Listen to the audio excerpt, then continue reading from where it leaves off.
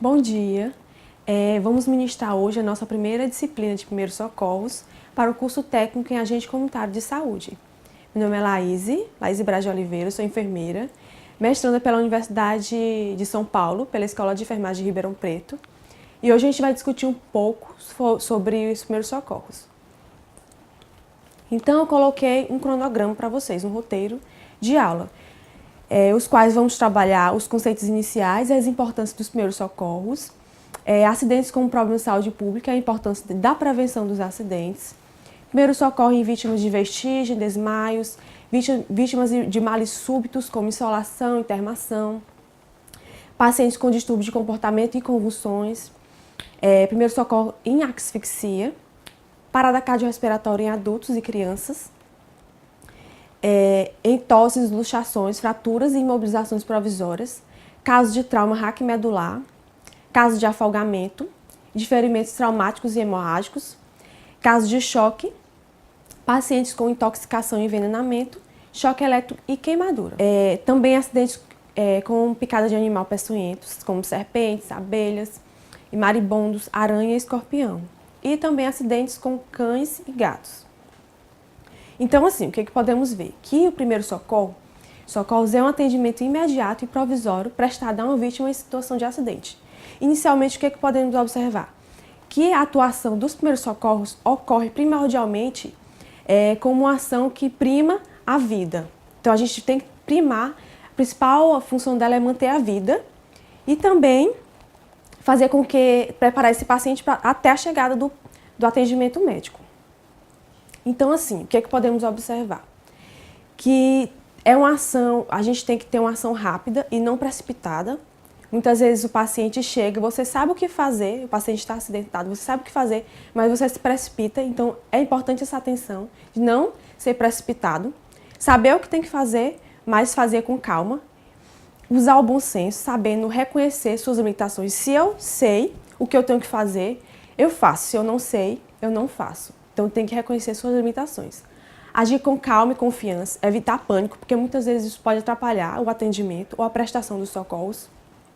Demonstrar tranquilidade, passando para o paciente segurança, conversando com ele, orientando, fortalecendo, explicando que você está ali, que você vai prestar o atendimento para ele e que vai chamar o socorro.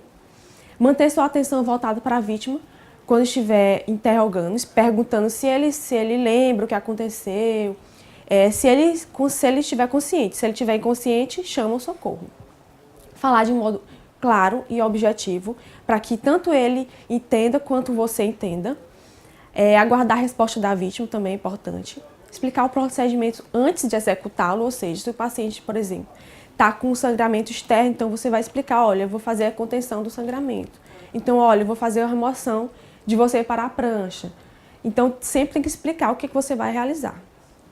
Responder honestamente as perguntas que a vítima fizer. Atender a vítima em local seguro. O que acontece? Muitas vezes a vítima ocorre um acidente em local que não é seguro, então você tem que remover a vítima. Mas se o local não apresenta risco de nada, então você realmente pode deixar a vítima lá e realizar o primeiro socorro no local. Então, assim, as principais funções de quem está prestando socorro. Primeiro, quando você vê uma vítima acidentada, qual a primeira ação que você deve fazer? Chamar o serviço médico de atendimento especializado. O que acontece? Você chama o serviço médico e depois, posteriormente, presta os primeiros socorros, de acordo com a sua competência. Então, manter a calma, a serenidade frente à situação, inspirando confiança e evitando situações de pânico, porque muitas vezes o pânico ele pode atrapalhar na realização da prestação do cuidado. Então, aplicar calmamente os procedimentos de primeiros socorros ao acidentado, impedir que as testemunhas removam ou realizem o manuseio do acidentado, como eu já falei. Se você conseguir prestar os primeiros socorros no local, você presta. Se o local tiver ou você suspeitar que tenha risco de acidente, risco de explosão, então você remove o acidentado para um local mais seguro. Então, agir somente após o ponto do seu conhecimento e a técnica de seu entendimento. Então, eu não vou prestar um cuidado se eu não sei. Então, eu só vou prestar aquilo de acordo com a minha competência. Então, o que é que acontece? É importante, como vocês podem ver no slide, prevenir, afastar o perigo, protegendo a vítima. Se, por exemplo, for um acidente no meio de uma BR, você tem que proteger a vítima, alarmar, sempre assumir a situação, contactar o serviço de emergência, informando o tipo de acidente, local e estado da vítima, e posteriormente socorrer após as avaliações. Então, como vocês podem ver no slide, o que é importante? Observar o local se não existe perigo, principalmente pedir ajuda ao serviço médico especializado, avaliar a vítima, cuidar da vítima e avaliar se ela está respirando, se ela tem circulação, se ela tem consciência. Então, tudo isso você tem que avaliar para quando o serviço médico perguntar, você saber responder. Cuidados essenciais na prestação de primeiros socorros. Então, quando você está atendendo uma vítima que aconteceu um acidente, você tem que transmitir para a equipe médica tudo o que aconteceu, de acordo com aquilo que você sabe, ou seja, o paciente caiu ou o paciente já estava caído quando você chegou. Então, o paciente estava respirando, parou de respirar. O paciente estava consciente e agora está inconsciente. Então, tudo isso tem que ser passado para a equipe médica. Mesmo que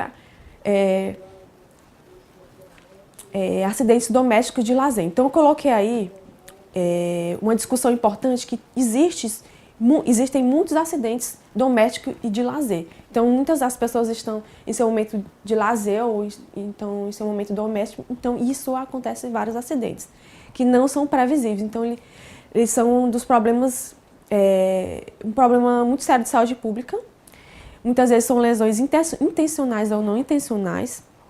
Estimo que existe, como vocês podem ver no slide, um quantitativo muito grande de acidentes domésticos e de lazer. Só nos países desenvolvidos, como a Europa, existe 23.200 por ano. E dessas, 163 mil acionaram o serviço médico de saúde, das quais 5,3 milhões por ano resultam em internação hospitalar e um grande percentual de incapacidade permanente. Então, muitos acidentes que ocorrem chegam a óbito ou a incapacidade. Muitas vezes o paciente pode ficar sem poder trabalhar, sem poder andar. Então, é um problema muito sério, é uma das principais causas de morte no mundo. No ranking mundial, é a quarta maior causa de morte no mundo, com custos diretos e indiretos, que pode chegar até 80 bilhões de euros por ano em países desenvolvidos. Eu trouxe para vocês um pouco da distribuição dos acidentes domésticos e de lazer. O que é que acontece? Uma das maiores prevalências de acidente ocorre por queda. Qual a preocupação disso? Principalmente com os extremos de idade. Por quê? Criança e idoso, ele tem uma fisiopatologia um pouco diferente. Então, até a recuperação dele é um pouco complexa. Então, os principais ônus em relação às quedas são para os extremos de idade.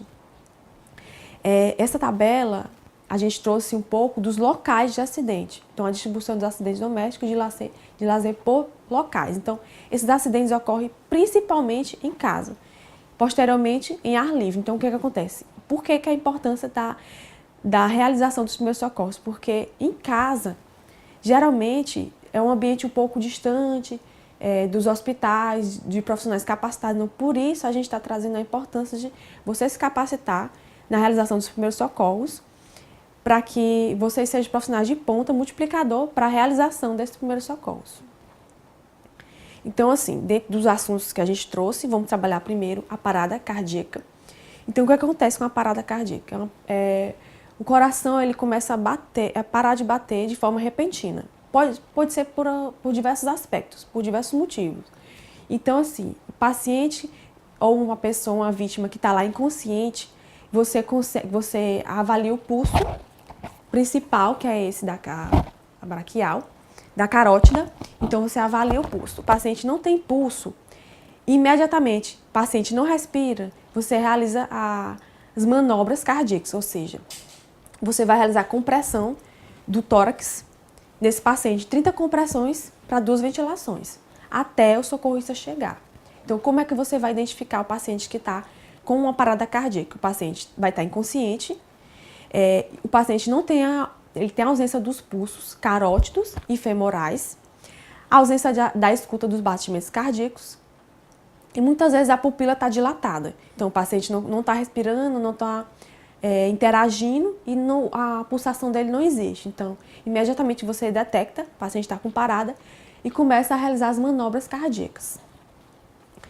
Então, a ação primordial das manobras cardíacas, então é a compressão cardíaca.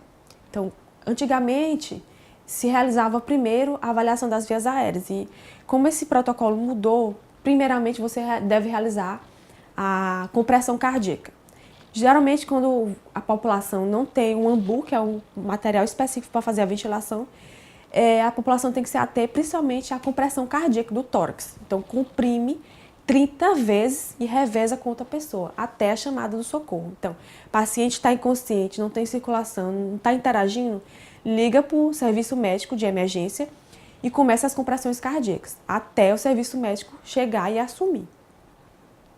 Então, essa é a sequência que a American Heart Association leva em consideração, que é a compressão, a abertura das vias aéreas e ventilação. Então, como muitas vezes dentro da população, numa via pública, não tem como você realizar a ventilação com um AMBU, que é um material específico, então você como profissional capacitado tem que realizar as compressões cardíacas. Então, eu trouxe aí, ilustrando para vocês como é que deve ser realizada essa compressão cardíaca. A gente tem que colocar o punho em cima do tórax do paciente e realizar essa manobra até a chegada do serviço médico. Então, por hoje é só e posteriormente a gente vai ver outras aulas nos próximos vídeos aulas.